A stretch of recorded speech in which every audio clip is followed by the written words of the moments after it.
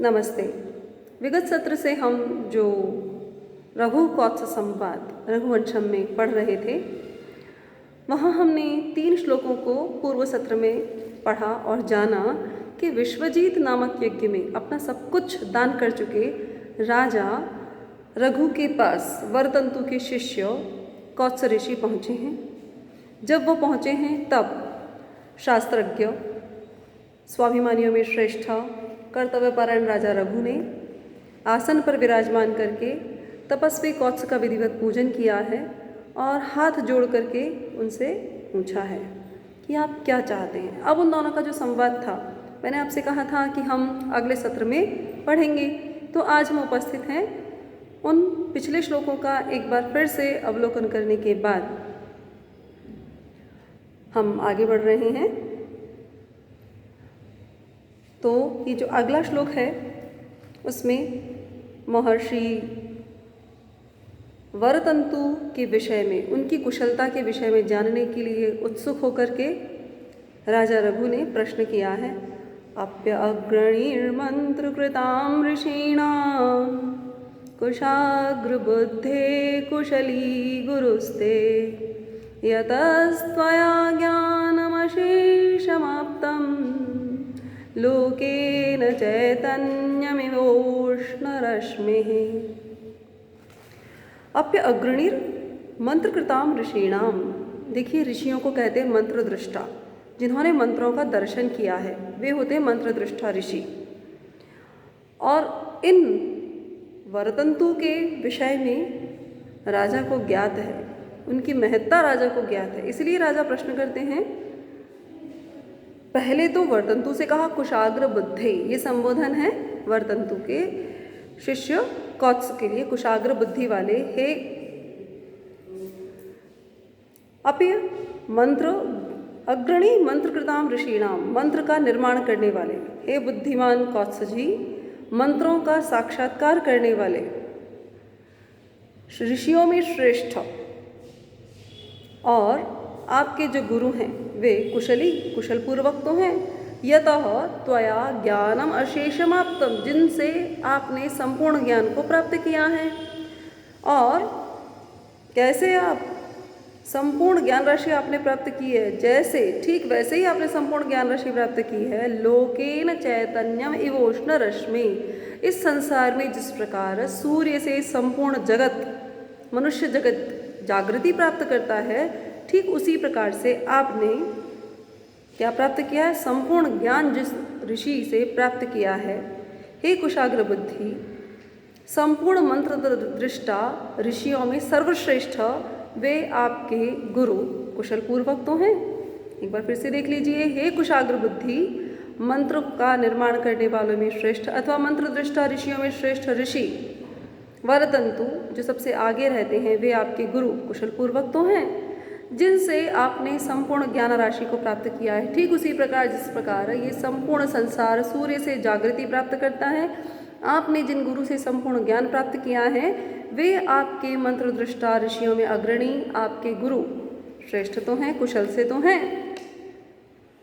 फिर और प्रश्न करते हैं, अच्छा राजा रघु को उनकी कुशलता की फिक्र क्यों हुई? तो ये जो अगला श्लोक है ना, ये बताता है। हम संस्कृत साहित्य में जगह जगह पर पढ़ते हैं, अभिज्ञान शाकुंतलम में भी ऐसा वर्णन आता है कि इंद्र आदि जो देवता हैं ऋषियों की तपस्या से भयभीत रहते हैं सदैव, क्योंकि उन्हें डर रहता है कि ऋषि लोग जो हैं तपस्या करके स्वर्ग के अधिकारी हो जाएंगे। इस भय के कारण वो उनकी तपस्या में विघ्न उपस्थित करते रहते हैं। इसीलिए राजा रघु ने यह प्रश्न किया कि कहीं आपके गुरु की तपस्या में कोई विघ्न तो नहीं है। प्रश्न किस प्रकार किया है? कायेन वाचा मनसा विसश्वत यत्संभृतं वासवधैर्यलोपी आपद्यते न व्ययमन्तरायै कच्चिन्महर्षिस्त्रिविधं तपस्तत्। कायेन वाचा मनसा अपि, काया से, वाणी से, मन से भी, यानी मन वचन और शरीर से भी, वासव धैर्य लोपी, अपने तपस्या के कारण से इंद्र के धैर्य को नष्ट करने वाले, वासव धैर्य लोपे, इंद्र के धैर्य को लुप्त करने वाले उन आपके गुरु के यत शश्वत समृद्धम महर्षि त्रिविधम तथा तप, निरंतर तपस्या करके मानसिक वाचिक तप का जो संचय किया है आपके गुरु ने, आपके गुरु जी ने काया मनसा वाणी से जो तप इकट्ठा किया है निरंतर, उस तप के कारण से जो इंद्र का वह धैर्य नष्ट कर रहे हैं, उस त्रिविध तप को कच्चित महर्षि त्रिविधम तपः तत् व्ययवंतरायैहि, उनके उस तप में कहीं इंद्र के द्वारा अंतराय विघ्न तो उत्पन्न नहीं किया जा रहा है। आपके गुरुजी ने जो तप किया है उसके कारण अपने अधिकार के नष्ट हो जाने के डर से जो इंद्र का धैर्य लुप्त हो रहा है, उस गुरु का जो कायिक वाचिक और मानसिक त्रिविध तप है, उस तप का जो संचय उन्होंने किया है, उस त्रिविध तप के संचय में किसी प्रकार का विघ्न तो उत्पन्न नहीं कर रहा है वह इंद्र।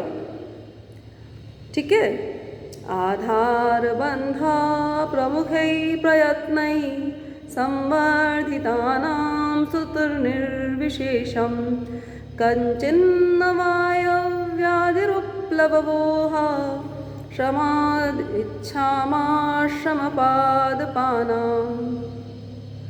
देखो, आधार बंध प्रमुखै प्रयत्नै, आधार बंधन जिन वृक्षों का किया गया है विशेष प्रयत्नों के द्वारा, यानी आलवाल इत्यादि को जिनका निर्माण किया गया, थावल जिसको बोलते हैं, वृक्षों के चारों ओर जिस थावल का निर्माण किया गया है, और प्रयत्न ही संवर्धिता नाम सुत निर्विशेषम, और बहुत प्रयत्नों के साथ अपने पुत्र के समान जिन वृक्षों इत्यादि का पालन किया गया है।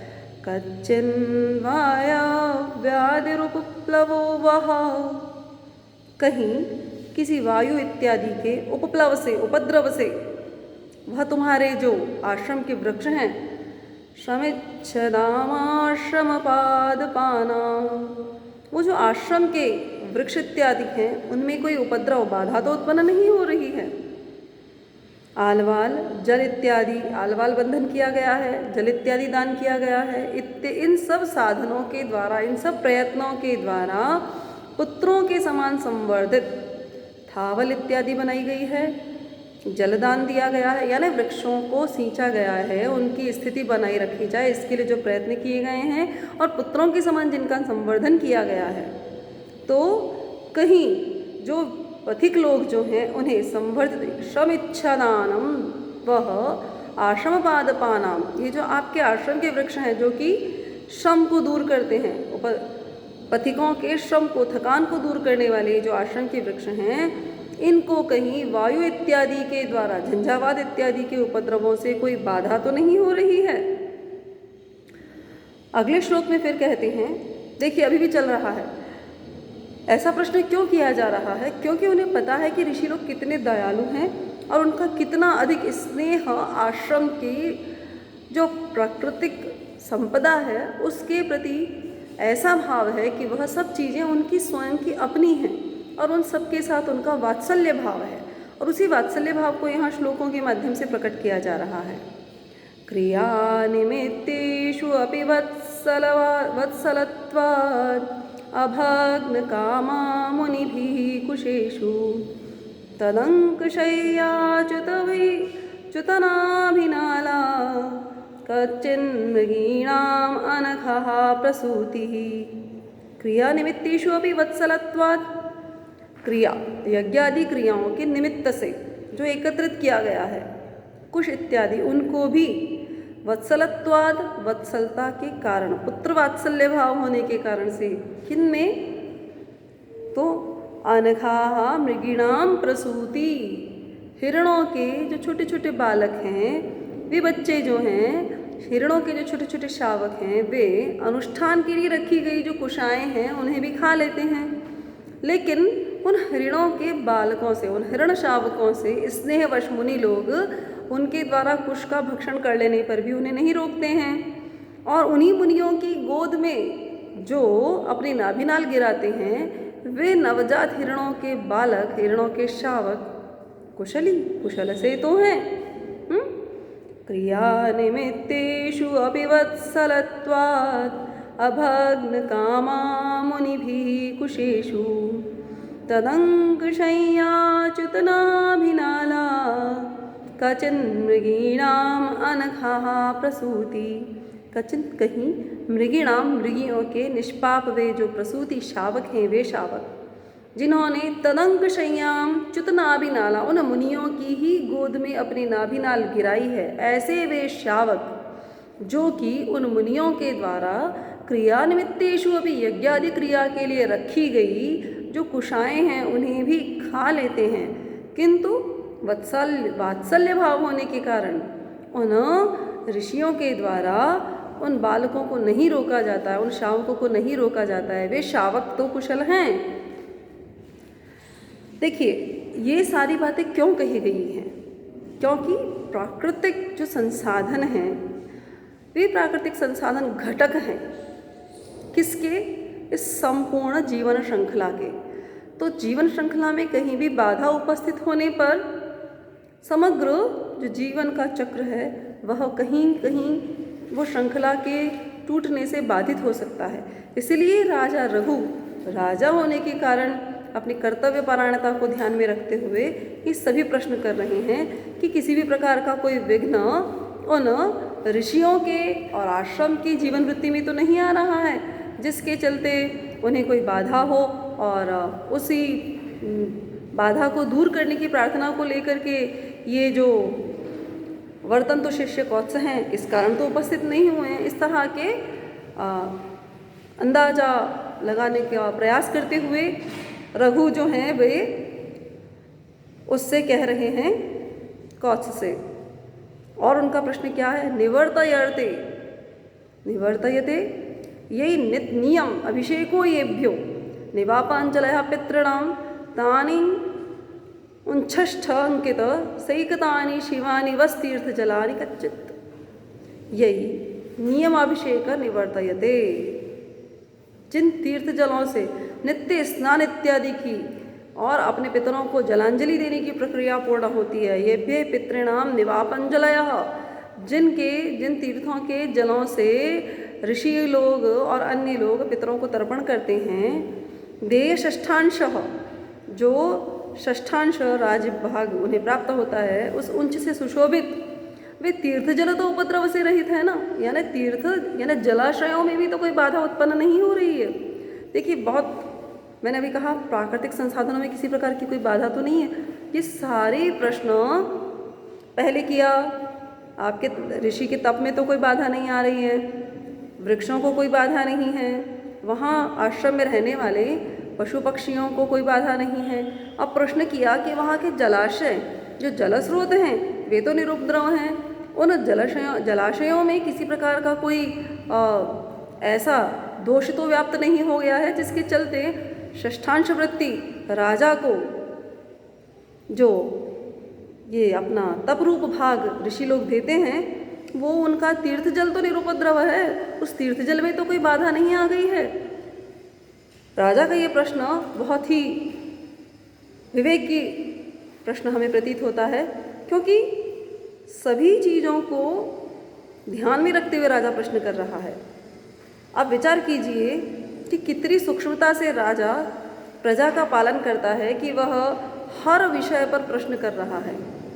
उत्तर आएगा जब क्या आएगा वो तो हम बात की बात देखेंगे, लेकिन अभी अध्ययन जब कर रहे हैं तो हम देख रहे हैं राजा ने इतना सूक्ष्म चिंतन किया है कि प्रत्येक सुख दुख की परवाह करते हुए प्रश्न किया है कि निवर्तयते यैर्नियमाभिषेको येभ्यो निवापञ्जलयः पितॄणां तान्युच्छन् षष्ठाङ्कितसैकतानि शिवानि वस्तीर्थजलानि कच्चित्। यही जिस सरोवरों के जल के माध्यम से नियम अभिषेक निवर्तयते नियम पूर्ण किए जाते हैं, संध्या वंदन इत्यादि अभिषेक स्नान इत्यादि कार्य किया जाता है, ये भी जिन तीर्थों के जल से पितॄणाम निवापांजलयः पितरों को जलांजलि दी जाती है, उंच षष्ठांकितानि वह देय षष्ठांश राजभाग के उंच से सुशोभित वे जो तीर्थों के जल हैं, तानी तीर्थ जलानी, वे तीर्थों के जो जल हैं, शिवानी कच्चित, उनका तो कल्याण है, वे तो कल्याणकारी बने हुए हैं, उनके कल्याण में तो कोई बाधा नहीं है। अस्तु, इसी तरह से अन्य अन्य विषयों पर रघु जो प्रश्न कर रहे हैं उनका अध्ययन हम अपने अगले सत्र में करेंगे। तब तक के लिए सभी शुभकामनाओं के साथ धन्यवाद। अपना अध्ययन निर्बाध गति से जारी रखिए। किसी भी प्रकार की कोई भी आपकी जिज्ञासा है तो मुझसे प्रश्न कीजिए, मैं अपने सामर्थ्य अनुरूप आपकी जिज्ञासाओं का शमन करने का प्रयत्न करूंगी। तब तक के लिए धन्यवाद। नमस्ते।